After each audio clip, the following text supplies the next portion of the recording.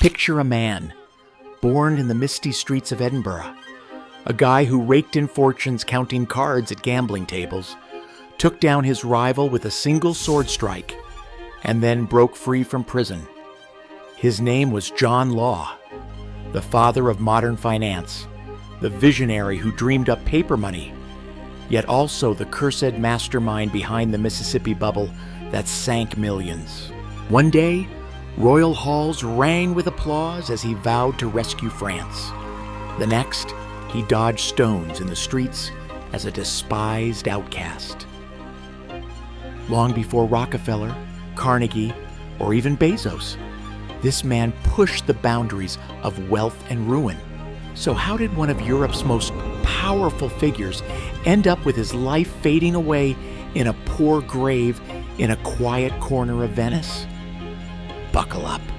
We're heading back to 1671 into the chilly stone houses of Scotland for a wild ride through time. On April 21st, 1671, John Law came into the world on a cold, foggy morning in Edinburgh. His father, William Law, worked as a goldsmith and banker, weighing precious metals in his shop, while his mother, Jean Campbell, brought a touch of elegance from a noble family. Their home stood as a cozy haven between stone walls. Steaming bowls of soup graced the table. A simple painting hung on the wall, signs of modest prosperity. Young John wasn't like the kids kicking balls in the streets. He'd pore over his father's ledgers, tinkering with numbers like they were playthings. Math sparked his first passion, but that peaceful life dimmed in 1688 when his father passed away. At 17, he tucked a few gold coins and a handful of hope into his pockets and fled Edinburgh's narrow lanes for the dazzling world of London. The city welcomed him warmly, though its embrace carried a hint of danger. Nights found him at gambling tables, cards rustling as the candlelight flickered across his striking face. His sharp mind for numbers let him outsmart opponents, stuffing his pockets with gold. Women couldn't take their eyes off him.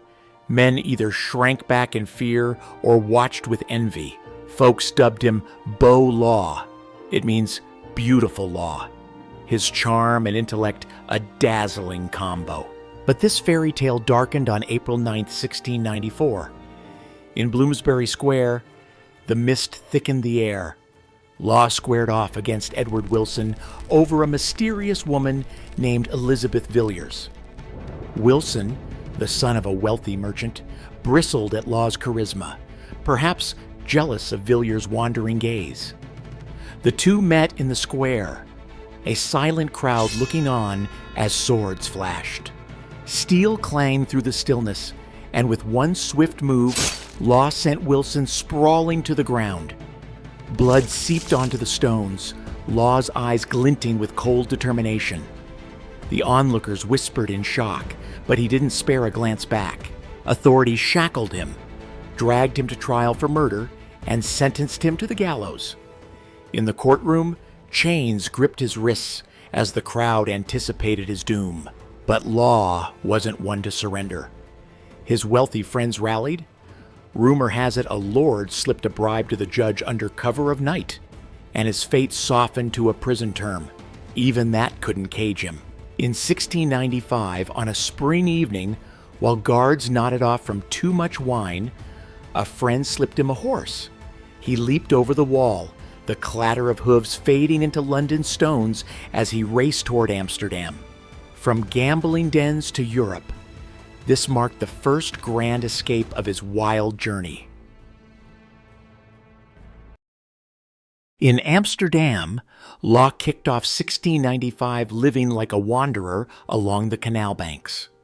For 20 years, right up to 1715, he roamed Europe, each city offering a fresh lesson. In Holland, he studied banks with vaults brimming with gold, feeling the heartbeat of trade as merchants' ships docked at the harbors.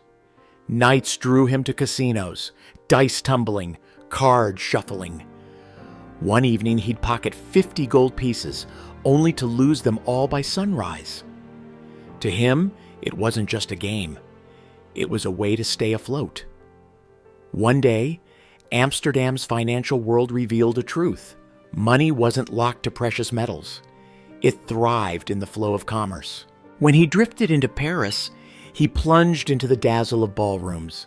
Champagne glasses clinked, silk dresses swept across the dance floor. Yet Law spotted the despair beneath the shine. Merchants drowning in debt, nobles propped up by flash and flare. Over in Italy, he kept scraping by on gambling. But with every day, a revolution in money brewed in his mind. He wasn't alone during those years. Catherine Nollis, a woman he'd met in London, trailed him across Europe. No wedding tied them, but a deep bond did. Tall and steady, Catherine witnessed his late-night gambling runs. One night in Amsterdam, after hours at the tables, Law turned to her with a promise of palaces someday. She smiled, sensing the weight of his words. His eyes blazed with ambition, a blend of hope and peril. They roamed from city to city together. Catherine stood as his quiet rock, though Law's thoughts always chased grander horizons. Back then, money meant gold and silver. Paper cash sounded like a lunatic's pipe dream. But Law scribbled by candlelight deep into the night, arguing that money was a tool for trade, that a nation's wealth lay in commerce, not gold piles. In 1705, he poured these thoughts into a book, Money and Trade Considered. Its pages overflowed with his bold vision. Print paper money, and the economy would soar, debts would vanish. He dashed back to Scotland, pleading with leaders in Edinburgh's grey streets for a chance to start a bank and save the nation. The Scots brushed him off. One even tossed the book aside, scoffing at the idea of trusting paper over gold. Disappointment hit hard, but Law didn't back down. In 1715, he turned his gaze to a sinking ship, France. Paris was draped in grief that year. Louis XIV had died, leaving a country battered by war. Hunger stalked the streets, debt choked the treasury. Young Louis XV sat on the throne, but Orlean Duke, a tall, cunning man, held the reins. Law approached him, brimming with resolve, urging for a bank to print paper money, erase debts, and revive trade. The Duke saw the fire in the Scotsman's eyes, crazy or brilliant. He wavered, then agreed. In 1716, Banque Générale came to life. The first paper notes spilled onto Paris streets, fresh with the scent of printer's ink. Law's plan was straightforward, but genius. Instead of locking gold in vaults, he'd print paper money to melt debts and ignite trade. At first, people hesitated. Folks in the streets flipped the notes over, muttering doubts about their worth. But Law worked magic. 100-livre bills started flowing. Interest rates dipped, merchants grew their shops, and harbors hummed with ships. A butcher swapped meat for paper and marveled at how it felt as good as gold. By 1718, the bank became Banque Royale. Law gripped the nation's purse strings. But this man never knew when to pause. In 1717, he launched the Mississippi Company. France had long ignored its Louisiana colony in North America, a swampy stretch offering little promise of gold or glory. Law saw a golden chance. The company aimed to spark trade there and used the colony's supposed riches to bankroll France's debts. He spun a dazzling tale for the people. Louisiana's rivers brimmed with gold. Its soil so rich a seed could sprout into a tree in a week. A lie? Sure, mostly. But Law sold it like a pro. Paris erupted. Rue Quincampoix Street swarmed with folks desperate for shares. People camped out, jostling one another. The company's stock soared from 500 livres to 15,000. It was history's first wild speculation craze. Women pawned their jewels, Farmers shed their fields. Jacques, a baker, sold his shop for shares, dreaming of riches ahead. Pierre, a merchant, mortgaged his house, envisioning a chateau for his family. Marie, a servant girl, sank her few saved leaves into stock, picturing herself as a lady someday. Law stoked the frenzy. In the company's offices, maps unfurled. Fake reports from Louisiana claimed gold mines had been found, penned by Law's own hand. Merchants, nobles, and even maids lined up. Mississippi! Chants rang through the streets. Paris fell captive to a golden mirage. Law bought into it too, perhaps swept up in his own tall tales. By 1720, Law was finance minister.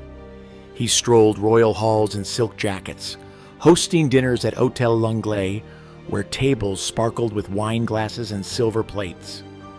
Palace insiders nodded to Monsieur Law. Street crowds hailed him as their savior. The Mississippi Company erased the nation's debts. Millions of livres turned to paper. Industry surged 60%, and harbor ships climbed from 16 to 300.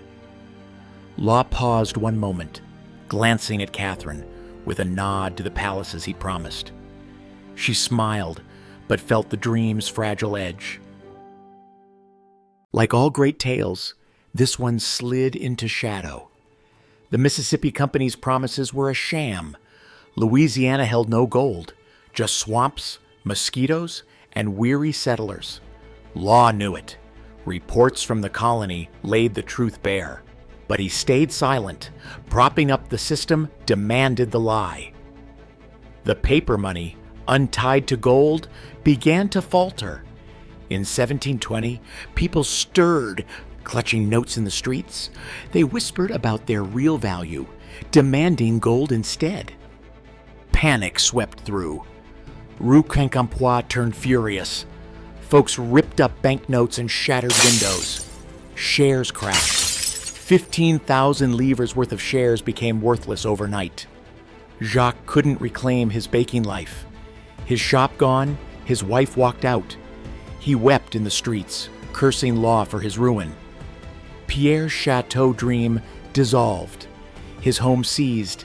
He huddled with his family on the curb, his kids wondering why he'd failed them. Marie lost her savings. Tears fell as she mourned her lost chance at a grander life. The streets flared with fury. Stones pelted Law's carriage, glass splintering as the mob howled for his head. A wealthy merchant burned banknotes, raging that they were fit only for kindling. Law sought refuge in the palace, but even those walls offered no shield. Orleans' Duke turned away, muttering about the disaster Law had wrought. Overnight, he flipped from hero to villain. His pledge to save France had plunged it into chaos. In December 1720, he fled Paris at midnight. A friend rustled up a horse, its hooves pounding over the roar of angry shouts. He left behind a wrecked nation, broken dreams, and one of history's first epic market crashes, escaping yet again as he'd done before. Law drifted through Europe like a ghost. In Brussels, he hid under the rain. No one in the streets lent a hand. In Rome, he leaned on the clatter of dice, but his old luck had faded. In Copenhagen, he vanished for a while, posing as a merchant. At last, he washed up in Venice, where the canal's briny scent marked his final harbor. The man who once ruled millions now scraped by at small gambling tables, winning a few coins only to lose them the next day. Catherine Nollis and their kids, John and Mary, stayed by his side, companions from his exile years across Europe. Law hadn't poured the same zeal into his family as he had his schemes. One night in Venice, he looked at Catherine and wished aloud he could undo it all. She bowed her head in silence. Their children grew up shadowed by his stormy path. In 1729, at 57, pneumonia struck him in Venice. In his last days, he hired a street artist to sketch his portrait. But cash ran dry, leaving it half done, just his eyes staring out. They say he whispered about wishing he'd turned his paper into gold before his voice slipped away. His grave rests in San Moise Church, near the sea, a quiet, humble end for a man who once shook royal courts. John Law's tale was like a dream train, climbing to the heavens before crashing hard. From Edinburgh's foggy streets to Paris's golden halls and Venice's silent corners, he spun an epic saga. With 100-livre notes, he crafted one of history's wildest stories. The bills in your wallet today carry echoes of his dreams. But the Mississippi bubble revealed speculation's dark underbelly too. Genius or con man? Maybe both. New Orleans sprang from his vision, and the word millionaire emerged from his system. His nephew, Jean Law de Lauriston, rose to governor in India. Law's fire even touched his kin, yet he bankrupted thousands and plunged France into turmoil. He died with nothing but his legacy towers, central banks, and paper money. They're the offspring of his daring ideas. Thanks for watching. Subscribe, like, and share to keep exploring.